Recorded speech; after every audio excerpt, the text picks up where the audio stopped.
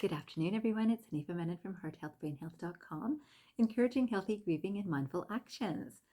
Today, I have been contemplating this morning all about the ideas of religion and spirituality.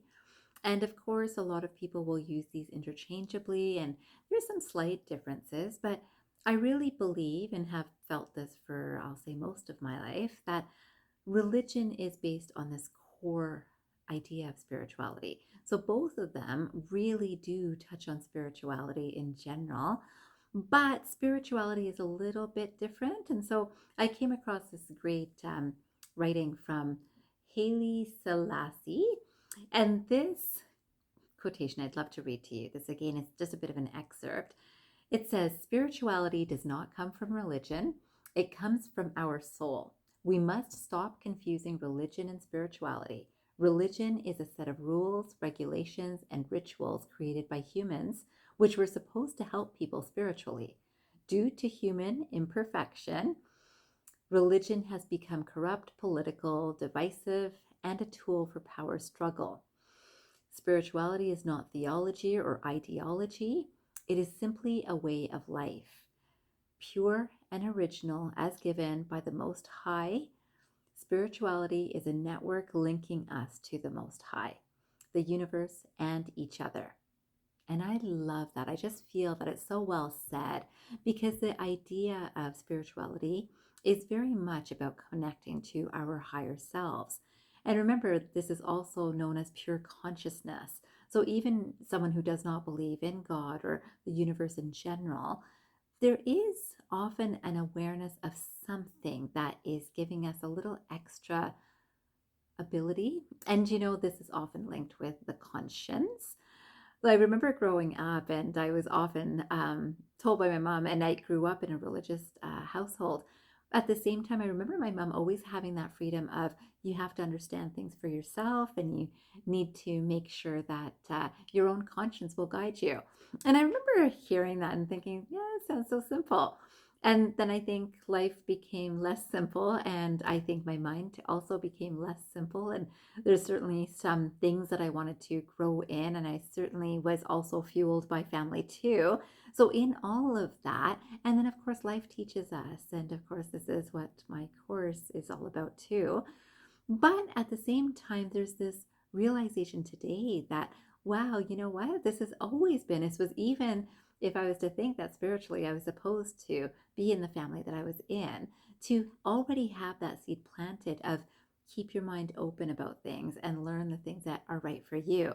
Now, I don't believe that everyone has that experience. And I think even when families do say this, there might be just a little bit of hope. And I hope she follows what I'm teaching, right? That sort of idea, or what we're practicing, or that sort of idea. Our community might think that. And either way, if we are able to remember that the goal of religion is the same as the goal of spirituality, is in connecting with that higher space, then whatever is right for an individual is right for the individual, right?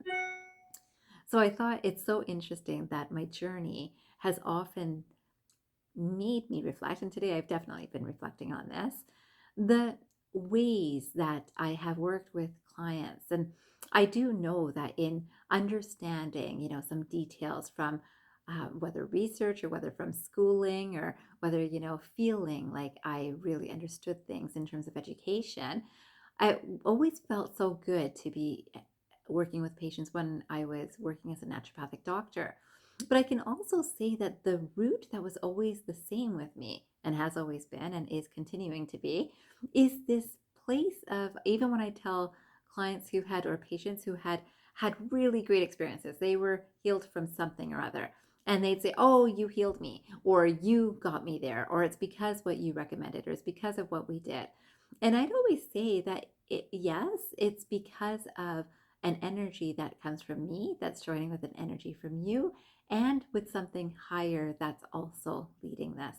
These are all the three ingredients that are contributing to the success. And that was always about the bigger successes, right?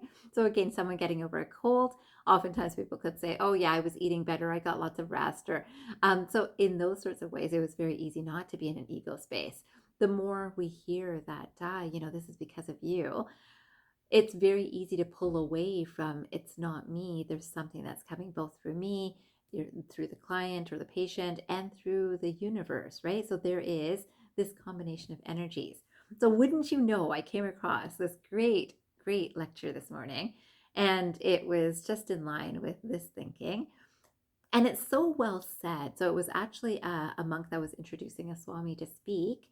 And I wish I knew the name of the monk that did introduce, but I unfortunately actually did look for the name, and there's no inkling of what the name of the introducer was, the monk was. And I think to me that also was so pleasant to see that in that role, it's very much about I'm sharing the message. So today I'm sharing this message with you without knowing his name, but really wanting to give him some recognition in terms of um, he could have been reading something from Vedic scripture. He could have been reading from something from a the Bible. It could have been anything, but you'll notice some similarity in this thinking. And I wanted to read you exactly what he said because it was so meaningful. So this is a little bit of a longer read. I'd love if you're listening. He says, so this is from the Ramakrishna Monastery in Tubacood Canyon, California. So I don't know where that is. I do know California, but this is where it was the introduction to the Swami that was speaking. So this introduction said, every soul is destined to be perfect, and every being in the end will attain that state of perfection. Whatever we are now is the result of our acts and thoughts in the past, and whatever we shall be in the future will be the result of what we think and do now. But this, the shaping of our own destinies, does not preclude our receiving help from outside. Nay, in the vast majority of cases, such help is absolutely necessary. When it comes to the higher powers and possibilities of the soul are quickened, spiritual life is awakened, growth is animated, and man becomes holy and perfect in the end. This quickening impulse cannot be derived from books. The soul can only receive impulses from another soul and from nothing else. We may study books all our lives, or we may become very intellectual, but in the end, we find that we have not developed at all spiritually.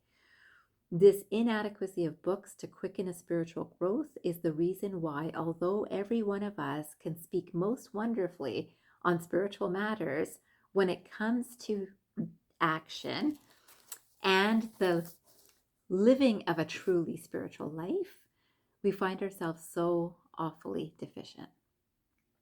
To quicken the spirit, the impulse must come from another soul. And I love this because this is our life experience, and this is the opportunity that's presented to us, right? That we are learning from each other, and we are definitely, and I work with energy work, but there's definitely souls that we don't see that are affecting us. But if you only look at the souls that we do see and recognize the value of each one that is helping to shape us to be the best of ourselves, it's a beautiful awareness.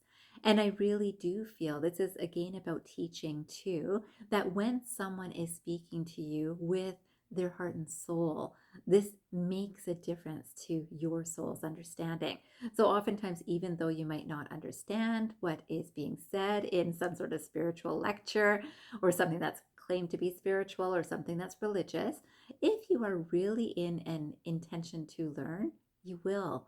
And if there's that intention to learn that's burning within you, of I really want to understand what is beyond what I can see or read or hear to make it real for me, oh, that impulse is quickened, and there's a whole different realization opportunity that arises in those times. So I hope that today you will spend 5 minutes to think about what kind of spiritual teachers are around you. And you do not need to go to church or mosque or a temple to get that. Every single person that you meet can teach you something from a spiritual space if you're open and willing to hear from a different space too, right? Get the feeling of what people are sharing with you. Get the feeling of what I'm going to say the universe is sharing with you. And today I'd like to end with this quote by Leonardo da Vinci. This quotation says, "The noblest pleasure is the joy of understanding." I love that. The noblest pleasure is the joy of understanding. Today, I hope that you've understood this short video, and I hope that you will think for 5 minutes about at least one person, one event, one pet, one animal, one experience that you know is fueling you spiritually. I hope you have a fantastic day ahead, and I hope you remember, transform your mind and transform your life. Have a great day, everyone.